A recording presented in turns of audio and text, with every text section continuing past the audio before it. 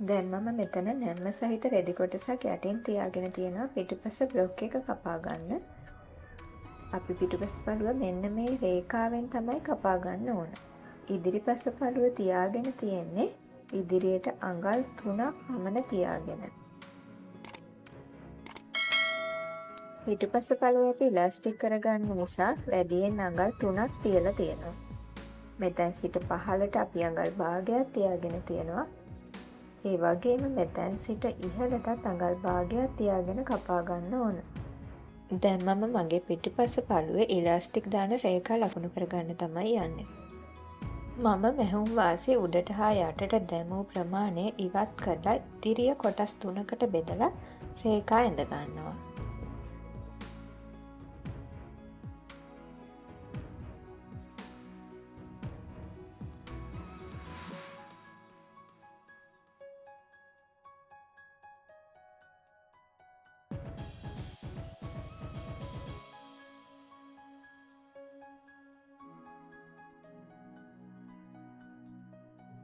දැන් අපි ඒ රේඛා ටිකත් පිටුපසට පිටපත් කර ගන්නවා.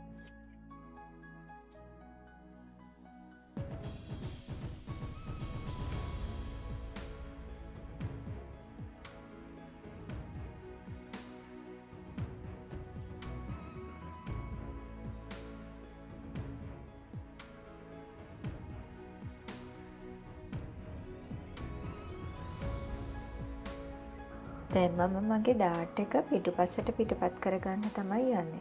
මම යටින් තියාගෙන තියෙන්නේ කාබන් කොලයක්. ඇඳෙන පැත්ත තමයි උඩට තියාගෙන තියෙන්නේ. දිලිසෙන පැත්ත තමයි යටට තියෙන්නේ. දැන් අපි ට්‍රේසින් වීල් එකක් ආධාරයෙන් ඩාට් එක ඇඳ ගන්නවා.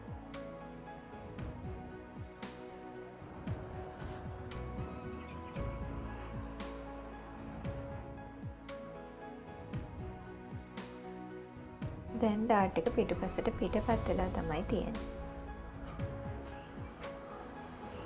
දැන් අපි බලමු උරපටි කපා ගන්න කොහොමද කියලා. මට උරපටියේ පළල අඟලක් අවශ්‍ය වෙනවා. දෙකට නැමිලා මැහෙන්න නම් අඟල් 2ක් ඕන.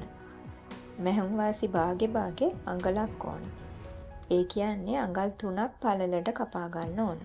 අපි දැන් උස බලමු. ඉදිරිපසට අඟල් 5ක් උස ඕන. එතකොට පිටුපසට මෙතෙන් සිට අඟල් 7ක් ඕන. එතකොට මට ඔක්කොම අඟල් 12ක් අවශ්‍ය වෙනවා. මැහුම් වාසි ලෙස අඟල් 2ක් අවශ්‍ය වෙනවා. එතකොට අඟල් 14ක් දිග අඟල් 3ක් පළල පටි දෙකක් දෙපැත්තටම අවශ්‍ය වෙනවා. මම මේ විදිහට කපාගෙන තියෙන්නේ. ඒ වගේම අපිට අවශ්‍ය වෙනවා ඉදිරිපස පළුවේ කරට ඇල්ලීමට ෆේසින් කොටසක්. මම ෆේසින් කොටස නම් කපාගෙන තමයි තියෙන්නේ. මම පෙන්නන්න කපා ගන්නේ කොහොමද කියලා. මම රෙදි කොටසක් මේ විදියට දෙකට නමා ගත්තා. ඊට පස්සේ ඒ නැම්මට අපේ බ්ලොක් එකේ නැම්ම තියාගෙන වටේට ඇඳ ගන්නවා. දැන් අපිට පුළුවන් මේ විදියට ඇඳගෙන කපලා වෙන් කරගන්න. මේ තියෙන්නේ අපි කපාගත්ත කොටස. දැන් අපි ඉදිරිපස බ්ලොක් එක, ඒ වගේම පිටුපස බ්ලොක් එක, ඉදිරිපස බ්ලොක් එකේ කරට අල්ලන ෆේසින් කොටස සහ යටි කොටස් දෙක කපාගෙන තියෙන්නේ.